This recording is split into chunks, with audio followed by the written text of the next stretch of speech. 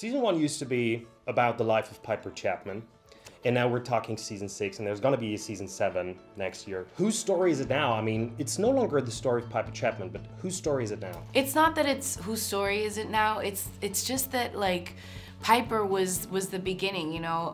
I believe Jenji called her the Trojan horse, you know. We went in there, we were interested, you know, because she was, you know, somebody that wouldn't normally be there, right? Coming from what happened to her, you know. So that was cool. And then we got to see a whole new world.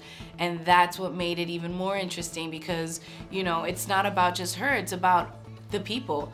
And I think our show is so popular because people are finally, you know, feeling represented on television, and it's such a show with so much diversity and women creators and all different, you know, colors and sizes, and I think that's pretty much what makes our show so important. You know, I still think that it goes through the lens of Piper, but then it goes through the lens of all of these women. You know, there's moments that you get to really sit with Taystee and everything that she's going through, and moments that you'll get to sit with Crazy Eyes and everything that she's going through. I think that's why people are drawn to the show, because it is such a way into all of these lives that you never would get to know about otherwise, and that was only through the lens of, well, it started, like you said, through the lens of Piper to even grab people's attention.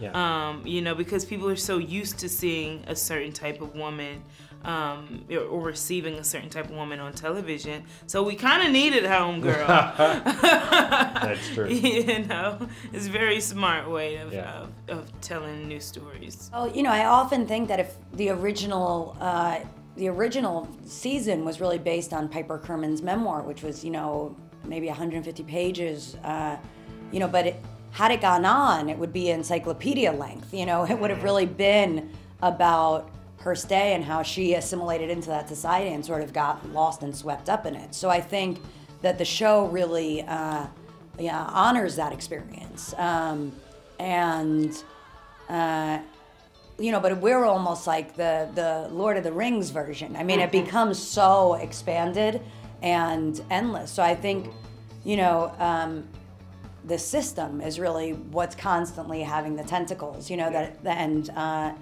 and Piper is a fully integrated, changed person as a result of that. And wrist rolls it, roll it out, churn the butter,